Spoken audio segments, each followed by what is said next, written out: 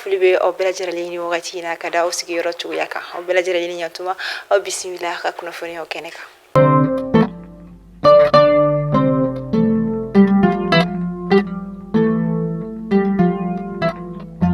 Bi kunnafoni daminɛ la Fonds africain de développement olu kɔni fɛn min ka dɔn ka fɔ u sɔnna financement kɔni ma $1 miliyɔn 302 murumuru 9 bɔɲanko la min kɔni bɛna don fɛn min ka dɔn ka fɔ interconnexion électronique kɔni na an ka jamana ni Mauritanie jamana ni ɲɔgɔn cɛ. I ka dɔn ka fɔ ni o wari in kɔni ta ka a bayɛlɛma CFA la o bɛ taa i jɔ fɔ CFA wari miliyari 180 bɔɲanko la.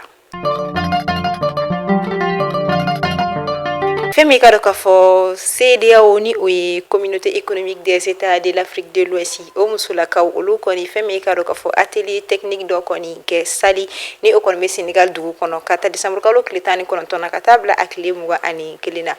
Atelier in kɔni labɛnna i ka dɔn ka fɔ commissaire de la CEDEAO kɔni fɛ ni ale ti mɔgɔ wɛrɛ chargé du développement humain et des affaires sociales ni o ye professeur Fatou Sow Sarr kɔni ye. Sigi kun tɛ dɔwɛrɛ ye walasa u bɛ se ka baro kɛ i ka dɔn ka fɔ bɛn basigi ani fɔɲɔgɔnkow kɔni bɛ se ka ban cogoya min na o natili cogo olu baaraw kan.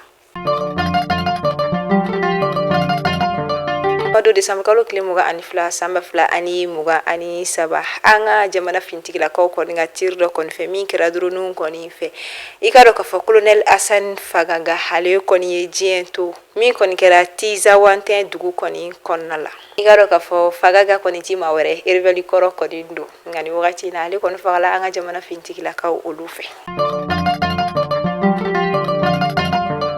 Mafila olu kɔni minɛna kuluba polisilakaw fɛ minnu kɔni ma bugunatigɛ ka da ka bugunatigɛla ni X walima Y de kɔni ye olu ma minɛ fɛn wɛrɛ kɔni na i ka dɔn vagabondage ni o bɛ se ka kɛ bingani walew ye walima kalabanciyaw kɔni ye dugu kɔnɔna la wa o kɔfɛ maramafɛnw bɛ u bolo ka sɔrɔ a yamaruya tɛ u bolo ni an ko ma ko détention d'armes illégales ni mafila in kɔni lakodɔnnen don kosɛbɛ polisilakaw fɛ ka da kan u dɔnnen don ni u ka maaw kɔni ni matɔrɔli kɔni sigida kɔnɔna la o de kɔni senfɛ commissariat de police de Kuluba olu kɔni ka patrouille senfɛ u sera ka tɛgɛ kɛ ni maa fila kɔni na.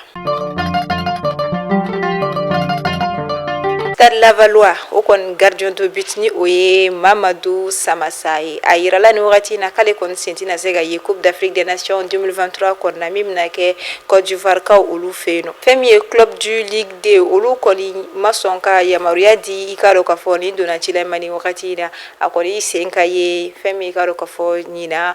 kani kɔnɔna ka da ka ko contrat signetɔla o kuma kɔni ma fɔ a la ayiwa an b'a fɔ nin doni tɛ ala ka sebagaya kɔni nɔgɔya an ka jamana samata sɛgɛw ye ka da ka ni wagati na labɛn bɛɛ lajɛlen sabatilen don ka wagati kofɔlen ma kɔnɔ o de kama décembre kalo tile 8 ni o bɛnna juma don ma an ka jamana minisiri min kɔni ɲɛsinnen don sifinnakaw ani farikolo ɲɛnajɛ ma Abdul Kasim Ibrahima Fɔnba ale kɔni wele kan lase ko bɛɛ lajɛlen kɔni ka wuli k'i jɔ ka se ka an équipe nationale kɔni dɛmɛ walasa a bɛ se ka na ni jɔnjɔn ye so togoya min na an b'a fɔ ala ka jɔnjɔ tali nɔgɔya an ka samata sɛgɛw ye.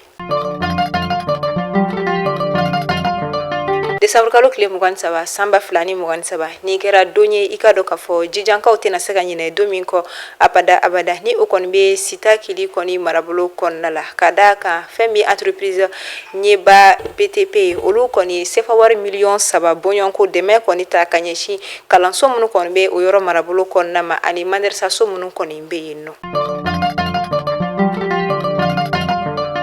31 kɔni bɛ k'i tori ka gɛrɛ kosɛbɛ ni o ye 31 décembre ye o wagati kelen de la jamanamaw kɔni bɛ ka kuma fɛn min ka dɔn ka fɔ plus de cher kɔni sɔngɔ la ka da kan kabini ale nana mɔgɔ caman kɔni lafiyara kosɛbɛ ka da kan a bɛ peser a bɛ se ka san cogo wɛrɛw la ni a kuturu sanni ma nɔgɔ i ma nka ni wagati la maaw kɔni bɛ ka kule ni olu fana sɔngɔ ye mɔgɔ kɔni bɛ ka ɲini ka fɔ jiginni ka se ka kɛ o fɛn kɔni sɔngɔ la an b'a fɔ ni ɲɛnajɛ in fana ni ale kɔni bɛ ɲɛnamaya kosɛbɛ an ka jamanadenw kɔni fɛ ni fana bɛ kɛ sababu ye dɔw fana bolo ka u ka feerefɛnw kɔni sɔngɔ yɛlɛ walasa ka se ka caman kɔni sɔrɔ u ka sɔrɔ ta kɔrɔlenw sanfɛ an b'a fɔ ayiwa an ka ɲɔgɔnya kɛ ɲɔgɔn ye o de kɔni ɲɔgɔn tɛ.